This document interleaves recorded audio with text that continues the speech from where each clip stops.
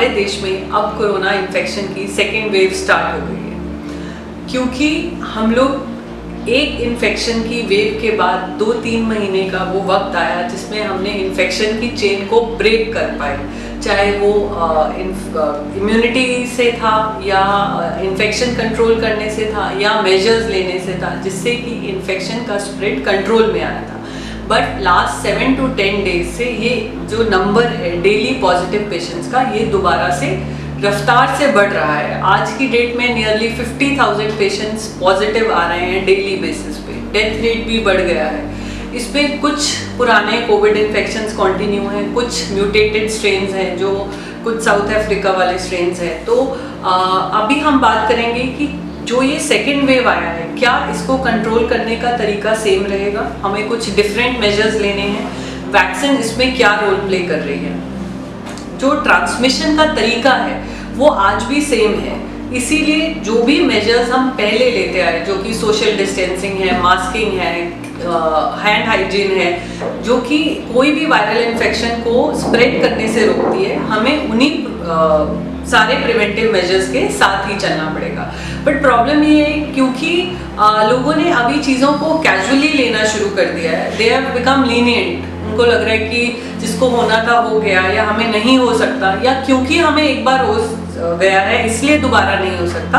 तो ऐसा नहीं है। जिन पेशेंट्स को कोविड हो चुका है उनको भी दोबारा होने की चांसेस रहते हैं, क्योंकि कोविड इन्फेक्शन से जो इम्यूनिटी आती है वो हार्डली 3 से 4 महीने तक लास्ट करती है। सो अगर 3 से 4 महीने हो चुके हैं तो दोबारा इन्फेक्शन होने के चांसेस रहते हैं। प्लस अगर हमारे विसिनिटी में म्यूटेटेड स्ट्रेन है, या हम जिसके कॉन्टैक्ट में आए हैं उसका स्ट्रेन डिफरेंट है हमारे स्ट्रेन से, तो भी हमें इन्फेक्शन होने के चांसेस काफ़ी हैं। सो अगर हमें फिर से इसको कंट्रोल करना है तो सेम प्रिवेंटिव मेजर्स जो हमें पहले पता थे उसी के साथ ही आगे चलना होगा, और उसको अपने लाइफस्टाइल में ही डालना होगा।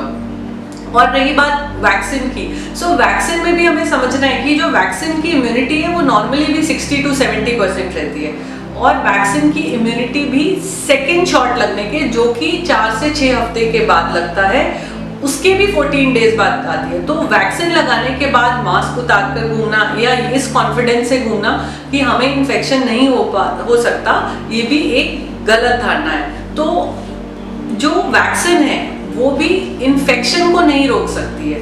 अगर आपने वैक्सीन लगवाई है तो भी आपको इन्फेक्शन होने के चांसेस हैं। दी एडवांटेज ऑफ वैक्सीन इज कि ये जो इन्फेक्शन को हमारी बॉडी में तेजी से बढ़ने नहीं देती, मतलब सिवियर फॉर्म नहीं होता, डेथ्स नहीं होती अगर आप वैक्सीनेटेड हो, बट आपको इन्फेक्शन हो सकता है और आप उसको ट्रांसमिट भी कर सकते हो। सो वैक्सीन डेफिनेटली चीज़ों को बेहतर बना रही है, बट इन्फेक्शन को स्प्रेड होने से रोक नहीं रही है। तो इस सेकेंड वेव को कंट्रोल करने के लिए भी हमें कॉमन मैन से वही सारी एक्सपेक्टेशंस हैं, और जब तक आप एक सोशल रिस्पॉन्सिबिलिटी नहीं लेंगे तब तक इसको हम कंट्रोल नहीं कर पाएंगे।